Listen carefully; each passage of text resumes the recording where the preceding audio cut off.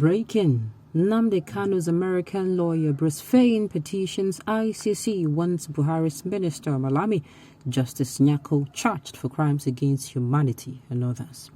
Welcome to the news and thank you for tuning into Lesson. Fain said they include kidnapping, torture, extraordinary rendition, and indefinite arbitrary detention of Nnamdi Kanu and the ongoing attempted judicial murder. Bruce the American Council for the Detained Leader of the Indigenous People of Biafra, IPOB, Nnamdi Kanu, has filed a petition against the Attorney General of the Federation, Abubakar Malami, and Justice Binta Nyako to the International Criminal Court, ICC. Fain, an international lawyer and spokesperson for Kanu, addressed the petition to Karim Khan, Chief Prosecutor of the International Criminal Court in The Hague, asking the ICC to charge Malami and Nyako with conspiracy and crimes against humanity against Biafrans and their leader, Nnamdi Kanu, by protracted and systematic resort to murder, extermination, imprisonment, torture, rape, persecution based on political, religious and ethnic grounds, and industrial-scale theft of property, including an ongoing attempted judicial murder of Nnamdi Kanu.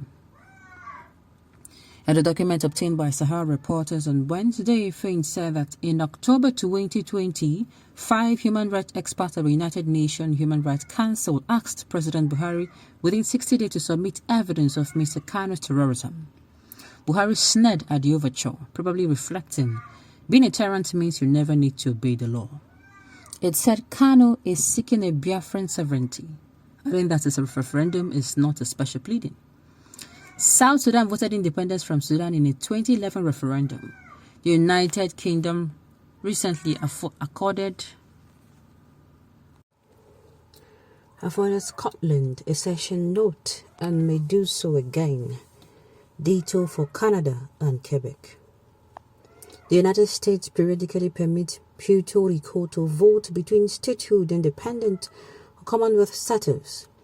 The legal and moral case for Biafran independence is overwhelming, he said in the 23-page document.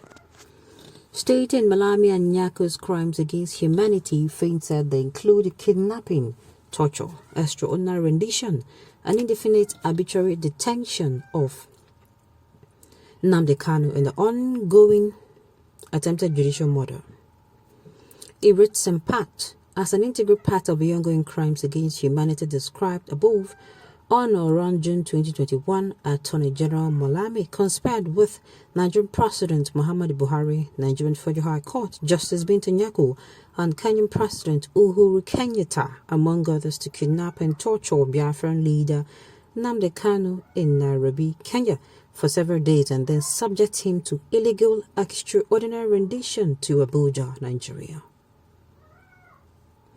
There, for more than 9 months, Nnamdi Kanu has been detained in solitary confinement in extremely confined quarters and denied necessary medical care and legal counsel without a trial with the illegal imprimatur of his co-conspirator, Justice Binta Nyako. The condition under which Nnamdi Kanu is subsisting satisfies the definition of torture under the Convention Against Torture, Article 1, Paragraph 1. Attorney General Malami has considered that Nigeria's security agencies were involved in Nnamdi Kanu's abduction, torture, and extraordinary rendition, but has attempted to whitewash the crimes with falsehood that the international police organization Interpol was a collaborator. The extraordinary rendition in violation of Kenya's extradition provisions, which was effectuated by the use of a private aircraft, could not have been accomplished without the knowledge and consent of a conspirator, President Kenyatta, who himself had been previously accused of crimes against humanity by the International Criminal Court, ICC.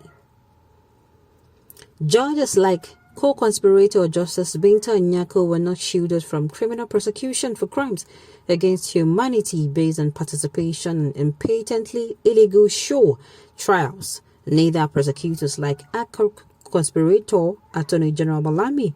The precedent was set in the justice case of a post-World War II Nuremberg trials, United States versus Joseph Alstetter et al.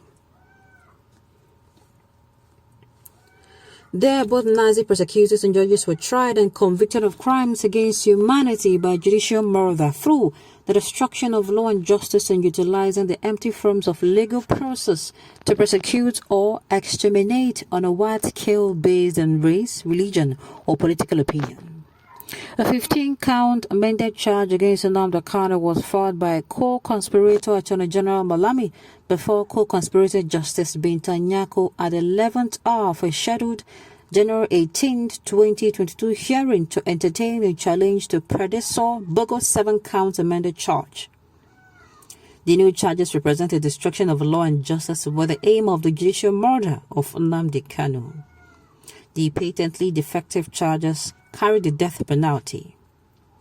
Under Section 36(1) of the Nigerian Constitution, an accused is entitled to fair hearing within a reasonable time by a court or other tribunal constituted in such a manner as that Nigeria's executive branch as to secure its independence and impartiality. It is notorious that Nigeria's executive branch routinely flouts court orders with impunity and judges stakeholders from conspirator Attorney General Malami and co-conspirator President Buhari. Judges like co-conspirator Justice Nyako are complicit by refusing to punish government officials for contempt of court. Conspirator Attorney General Malami shamelessly proclaimed during his July 26, 2019 hearing before the National Assembly that constitutional rights were subservient to his warped idiosyncratic conception of a public good.